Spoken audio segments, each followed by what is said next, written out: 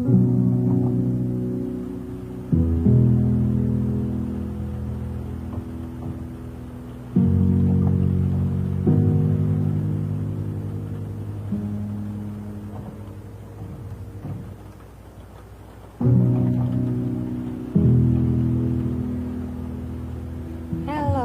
so I painted this picture quite a while back, maybe a couple of years ago, and I really loved all of these patterns that are in this. This is a GUSTAVE KLIMT picture that I've painted, so I copied this, but I just loved all these backgrounds and I thought it'd be quite nice to do something like that. So I'm going to take inspiration from this painting and we're going to paint some lovely background. So I've got my cold pressed watercolour paper all taped down. Colours we are going to use today: raw umber, we're going to use black, we're going to use maybe a bit of Indian red, not sure yet, and a bit of burnt sienna.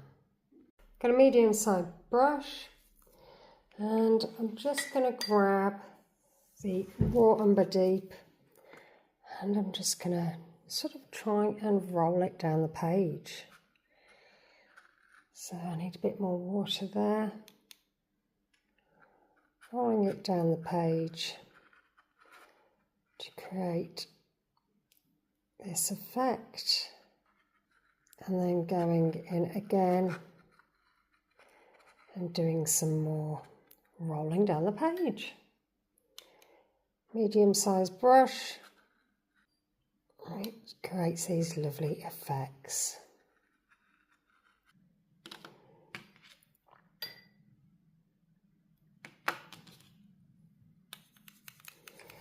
Grabbing the burnt sienna,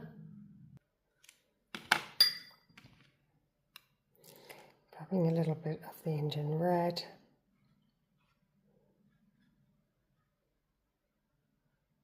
just doing this lightly.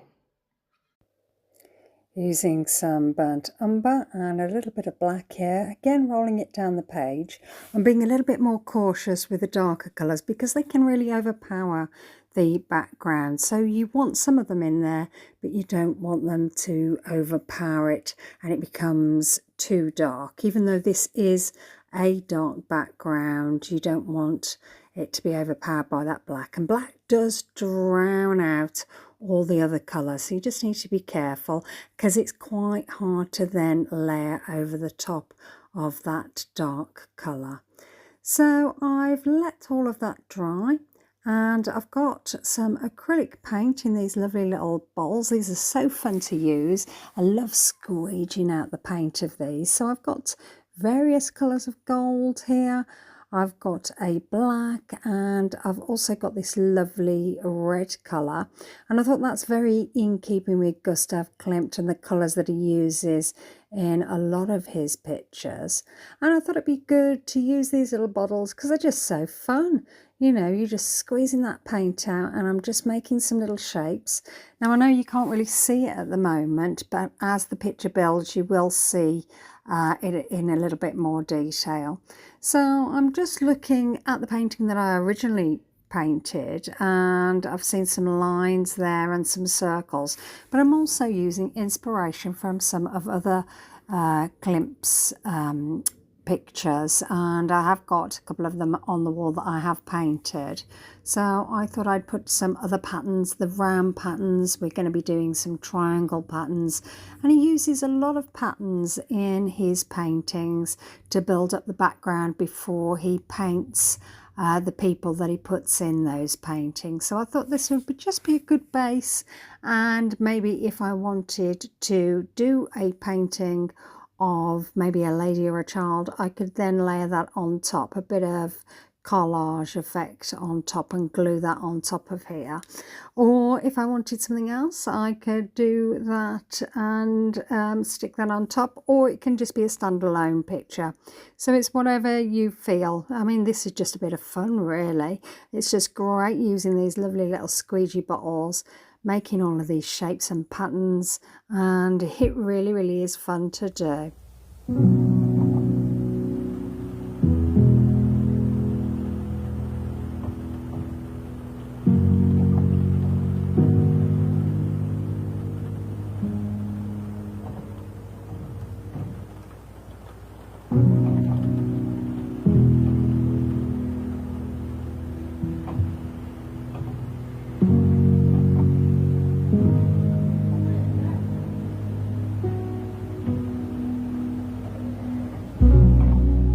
So once you've done that with your lovely paint, then you can then move on and grab an acrylic paint pen. That's what I've done, or any pens that you've got.